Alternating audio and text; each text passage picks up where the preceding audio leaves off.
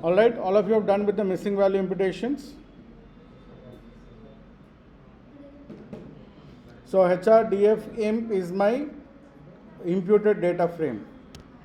So let us check one sort call sums is dot na HRDF imp comma decreasing is equal to true. So you can see here now there are no missing values in our data. All the missing values have been imputed. All the missing values have been imputed.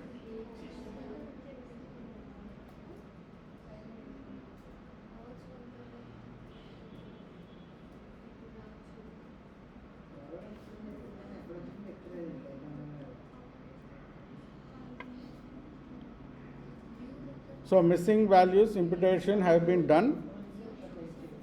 The data frame HRDF imp will have the missing value imputations, and HRDF imp is I think it's a list.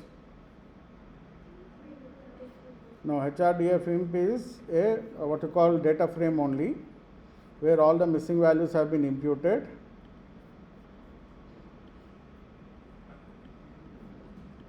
HRDF imp dollar ID is equal to HRDF dollar ID. So I am adding the ID column back to the HRDF imp. So I am adding the HR imp column does not have the ID column. I am just adding it back to the imp for subsetting the data frame into train and test.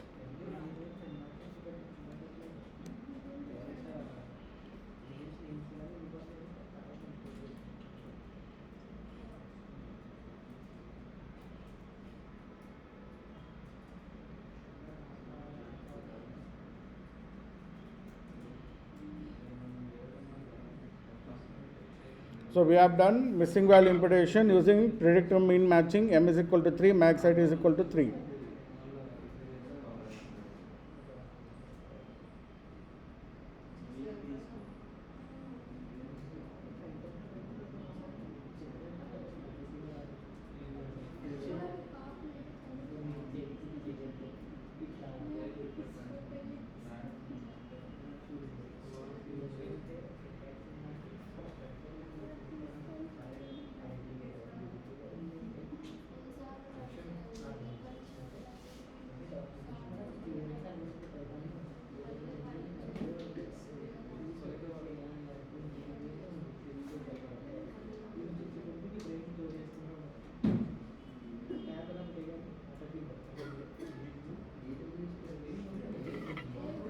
So HR train DF is equal to subset HRDF imp comma HRDF imp dollar ID double equals to train double equals to train. HR test DF is equal to subset HR DF imp comma HRDF imp dollar ID double equals to test. So we have split our data frame back to train DF and test DF.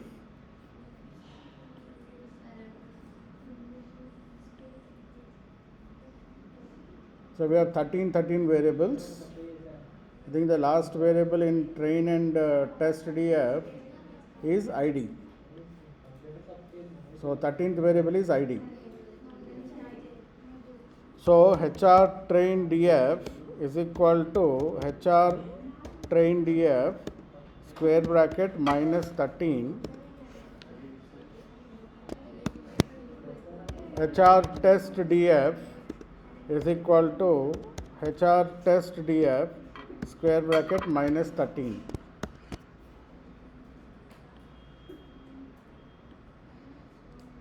So I am deleting the ID column which I have created earlier for combining the data for understanding what is train and test, I have deleted those 13th variable where I am deleting the ID column.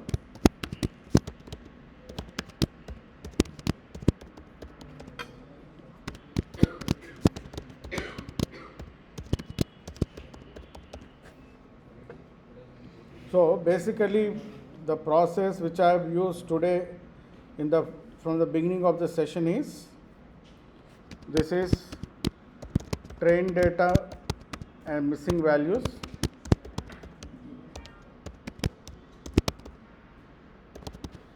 This is your test data missing values.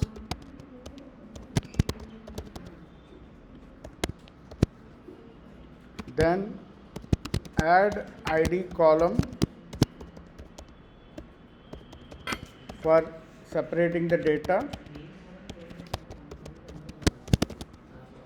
Similarly, we will add ID column to test also for separating the data. Then we have converted CHR calls to factor calls, character calls to factor calls, imputation using MICE PMM method, predictive mean matching method. Then here we are transforming the data.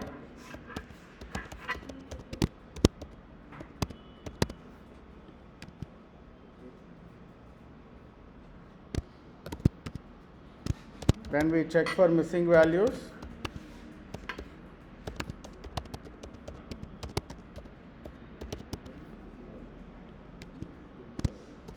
Then add ID column to imputed data, subset train data, subset test data, and deleted the IT columns based on this. This is the code which we have run since morning in today's session. In the previous session, we have done the hypothesis testing. All hypothesis test and EDA was done. See, in industry, it is almost 80% is EDA only, 20% is only model building. So you have to be very, very good in exploratory data analysis. You have to be good. Once your EDA is successful and once your client is convinced with your EDA, then only you will go into predictive modeling. Without doing EDA, you will never build a model. You can never build a model.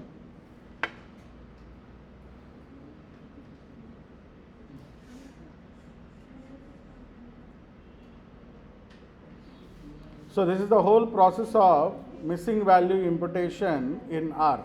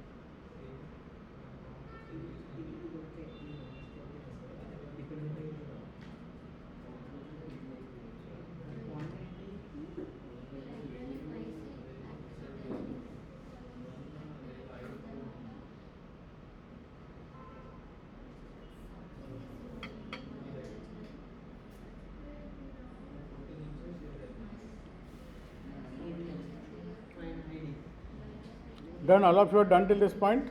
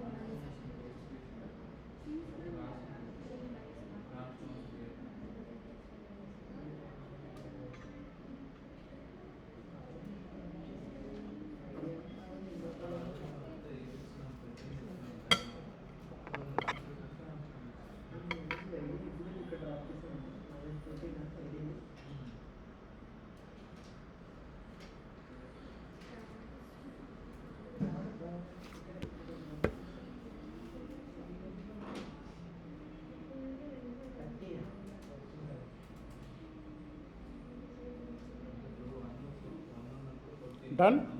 Okay. So we have cleaned our data. Now we are ready to build our model.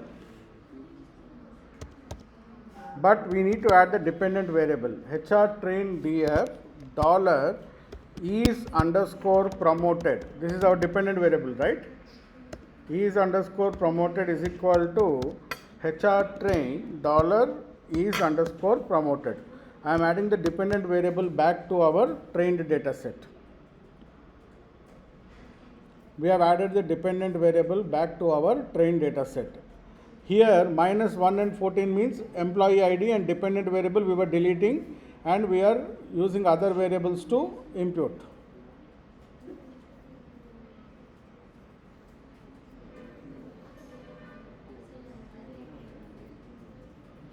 All right? What step? అవును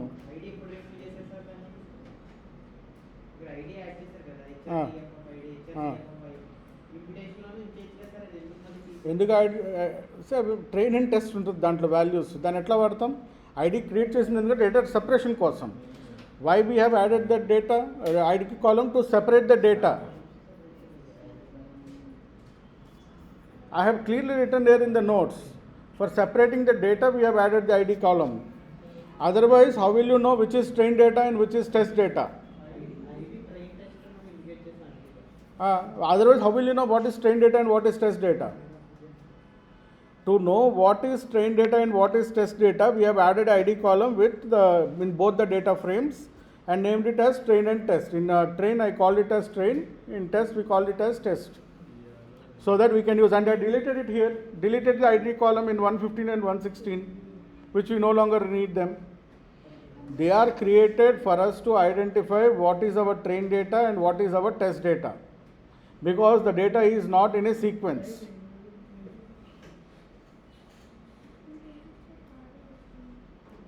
I have clearly written the comments there, right? For adding the ID column is to separate the data.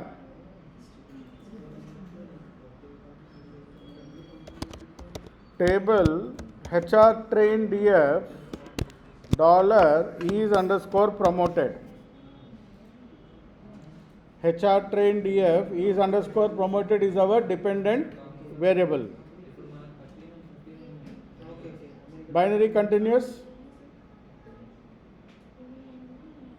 right? What algorithms can we run here? Classification models. Classification models will be run here. Dependent variable ko we have deleted initially, right? While concatenating. While concatenating, we have deleted the dependent variable. That means your imputed data does not have the dependent variable. Without dependent variable, how can you build a model? While doing the R bind, we have deleted the dependent variable, right? Then we have added another column called ID to separate the train and test data. Just look at the notes. I have clearly written here what is the purpose. Add ID column for separating the data. That's okay, sir.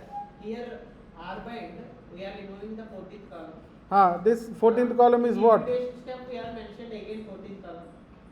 Yes. Same 14th column. Yes. Here removed and here what, how we are using that 14th column? Because we don't want the train and test to be used in the imputation purposes, right? Yes, sir. That is actually after removing that 14th column. Here we are removing the dependent variable. Here we are removing the dependent variable. Here we are removing the ID column. The same 14 representing the two columns in two lines of code, sir. Right? Yeah, that's what I told. This is your dependent confusion. So the whole thing is we have added the ID column and we have used the imputational purposes.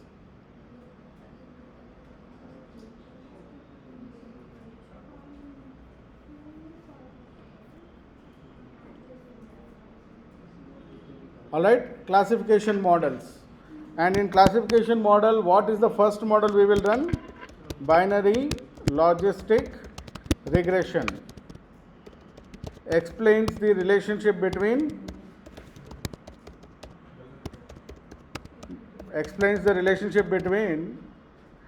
binary dependent variable and multiple independent variables denoted by x's. So binary logistic regression explains the relationship between a binary dependent variable and multiple independent variable x's. What is the equation? Sigmoid equation is probability is equal to, so exp to the power of intercept plus beta 1 x1 plus beta 2 x2 plus beta 3 x3 plus till beta n xn. So the same equation you can paste down with 1 plus 1 plus and paste the equation. So this is the binary logistic regression equation. So what is P here? P is the probability. P is the probability that lies between 0 and 1. What is exp here?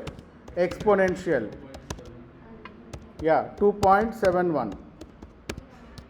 2.718. Beta naught is the intercept or constant.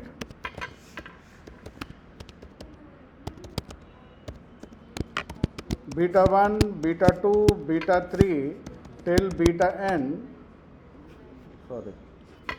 1, 2, 3, we call them as coefficients. x1, x2, x3 till xn, we call them as independent variables. We call them as independent variables. What are the assumptions? Assumptions, the primary assumption is y must be non-numeric and binary. Typically yes or no or 1 comma slash comma 0. X's must be both, cannot must be, can be both numeric and non-numeric. So there must be a logical linear relationship between y and x's.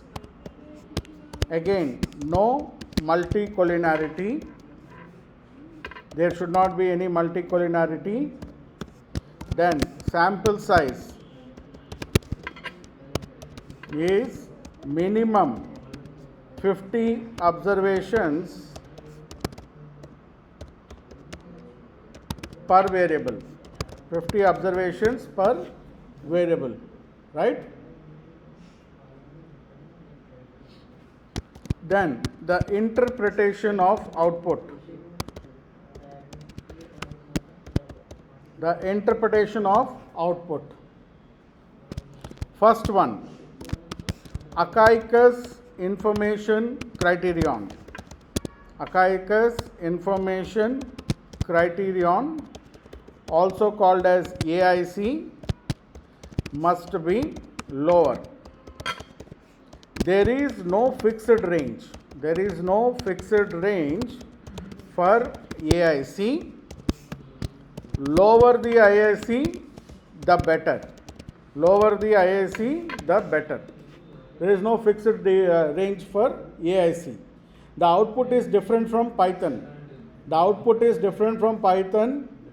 Here you will get AIC, which is equivalent to your R square. AIC is equivalent to your R square, but it's a completely different calculation. Second, this is the first thing you have to look for. There is no fixed range. Lower the AIC, the better. Second, null deviance. There must be difference. There must be difference between null and residual deviance.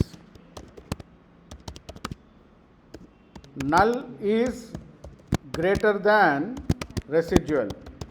Null must be greater than residual.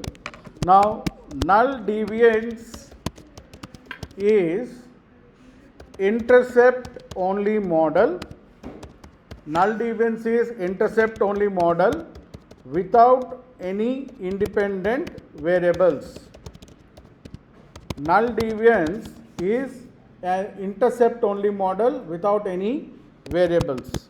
Residual deviance is deviance calculated after adding independent variables one by one. One by one, the independent variables will be added and the residual deviance will be calculated. The null deviance and residual deviance must be, there must be difference between both of this. Now, if variable has high residual deviance, it is considered significant. It is considered significant. If the variable's residual deviance is smaller, it is considered as insignificant variable. The third one, independent variables. The independent variables p-value must be less than 0.05. This is the only common, must be less than 0.05. So, the interpretation of output in R is completely different. The interpretation of output in R is completely different. You have to first check the Akaikis information criterion. The lower the better. There is no fixed range for AIC. There must be difference between null deviance and residual deviance. Null is always greater than residual deviance. The variable that is causing big residual deviance is considered to be significant variable. The variable that is causing lower residual deviance will be considered as insignificant variable. Each independent variable is also assigned a p-value, and that p-value must be less than 0.05 for you to consider the variable having a significant effect on the dependent variable.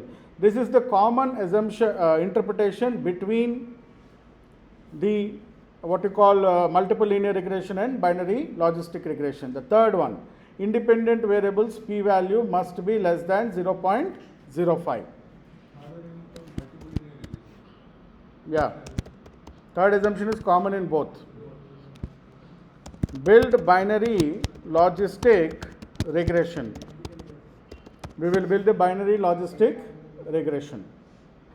Now, HR logit is equal to, we will do it later, one by one. Let us go by one by one. Is underscore promoted tilde dot, comma, data is equal to HR train df, comma, the most important argument here is family is equal to binomial, because by default family is Gaussian. Gaussian means normal distribution. It will create an error. So HR logit is equal to GLM, generalized linear modeling, is underscore promoted tilde dot, include all other variables as independent variables, data is equal to HR train df, and family is equal to binomial. If you don't give family is equal to binomial, it will generate an error, because family is equal to by default is Gaussian. Gaussian means normal distribution. So we have to give family is equal to binomial. To check the output, summary HR logit, summary HR logit. Now, once you run the summary, you can see your AIC is how much? 21,528. ICAICA's information criterion is 21,528, and null deviance is 31,922, residual deviance is 21,414. Null deviance is 31,922, residual deviance is 21,414. So null deviance is greater than residual deviance. Now if I scroll slightly upwards, you can see the significant variables. Average training score is significant, awards 1 is significant, KPIs met is significant, length of service is significant. Now all the variables are significant except some in region, except some variables in region, rest of all are significant. Department is significant, region is significant, gender also significant, education is non-significant. Education also is significant. Now you can see the 3 stars, right? All of you can see the 3 stars. So the first metric is AIC. So what is the AIC? AIC is 21,528. Then we should check null deviance and residual deviance. Null deviance is 31,922, residual deviance is 21,414. Now I will show you how it is calculated. Now, third assumption, all variables p value less than 0.05. All variables p values are less than 0.05. You can see here. PR greater than Z. These are less than 0.05. So all the 3 conditions are met. This is a good fit model based on all the 3 conditions being met.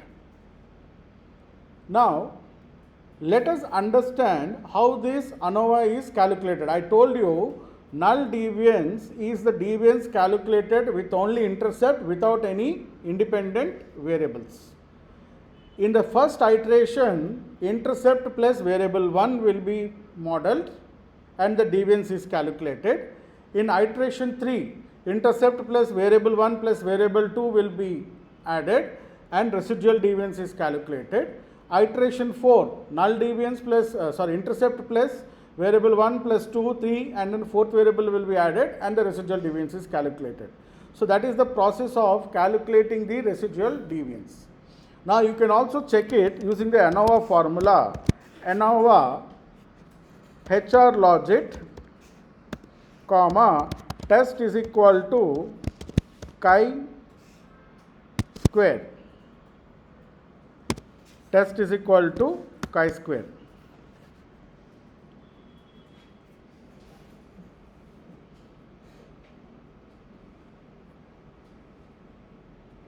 Oh, sorry, S is small letter, not capital letter, S is small letter. Chi-square.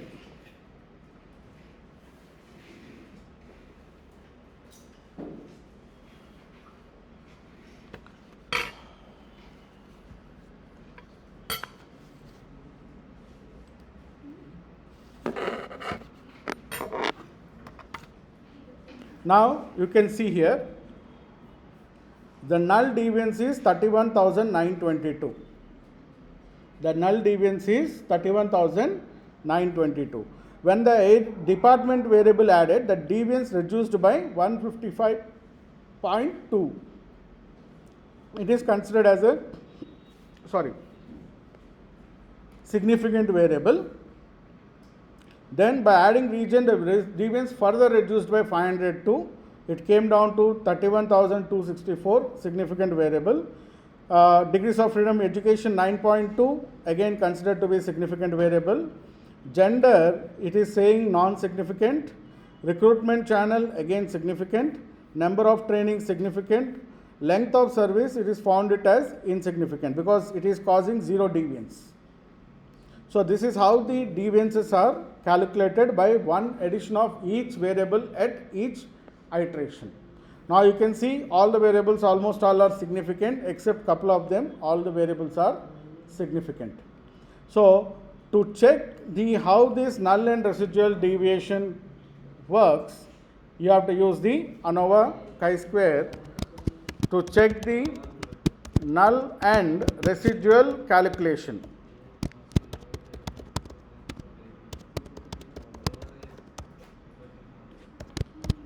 Residual calculation. Okay.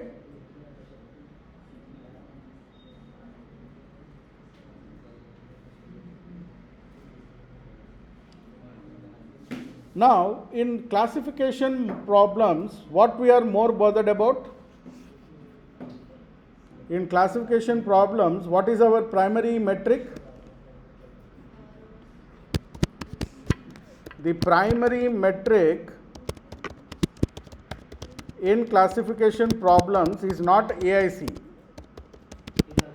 accuracy, is accuracy which is calculated from confusion matrix, calculated from confusion matrix. So we have to create a confusion matrix, but for that we have to predict. Logit predict is equal to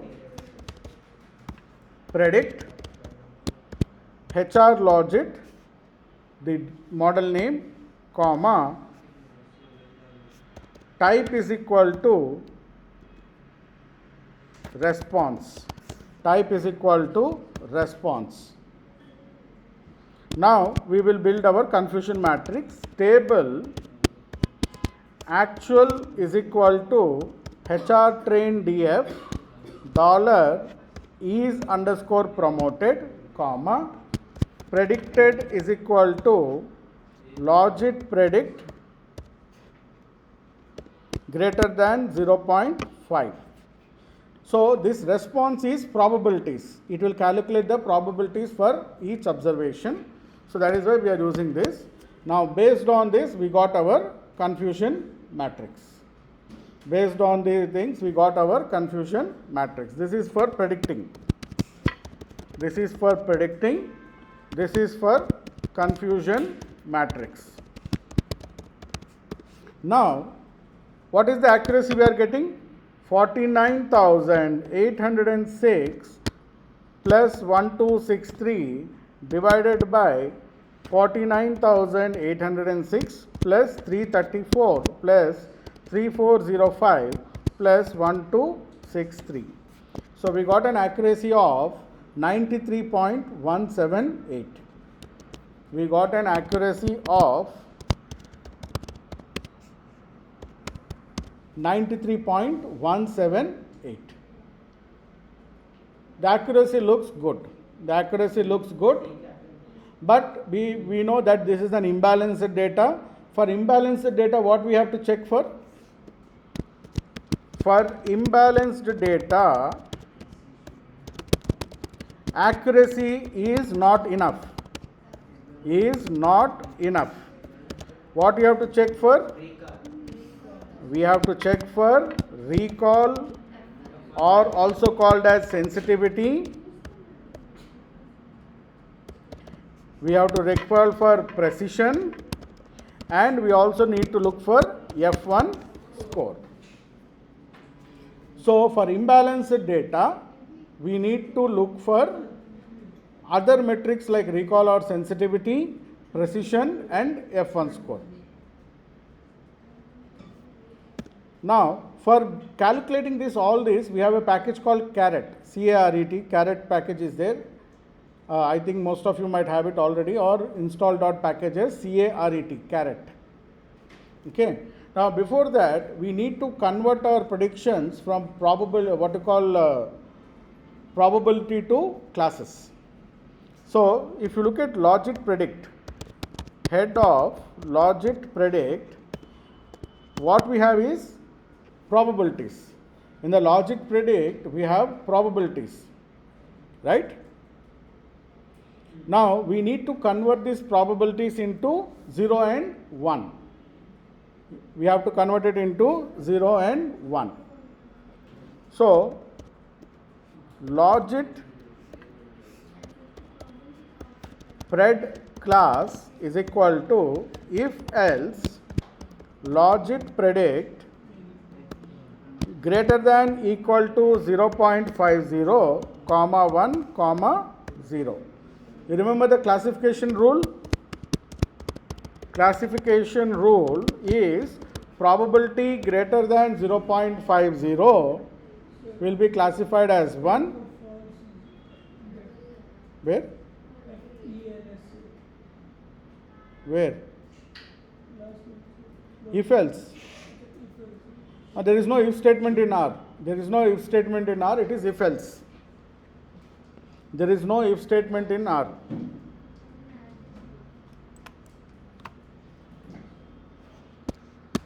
So, we have converted our probability predictions into 0 and 1. We have converted our probability predictions into 0 and 1. Then, library CARET. Oh, sorry, I also don't have CARET. Install.packages, double quotes, CARET.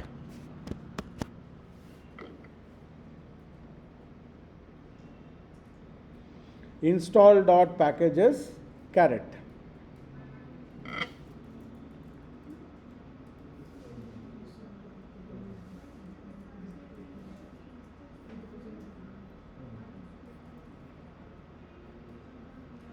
So, library CARET.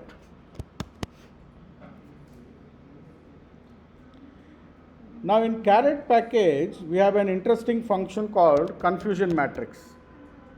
Confusion matrix HR train df dollar is underscore promoted comma logit pred class comma positive is equal to, what is positive value here? Getting promoted or not promoted, right? 1 is the positive value, 0 is negative value. Positive is equal to 1.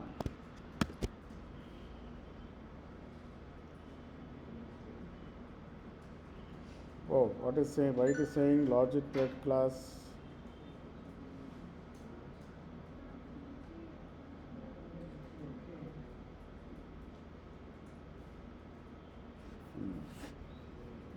I think we have to add as dot factor to is underscore promoted and then run this. Wow, what is happening?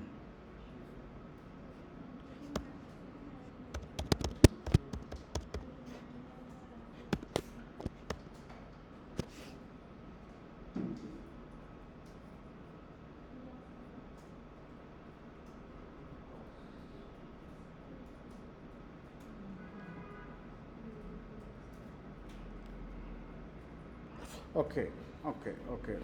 We have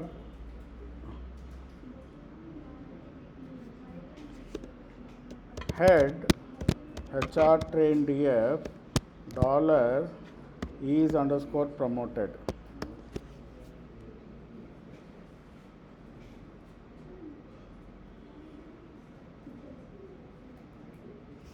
I think this also should be as dot factor.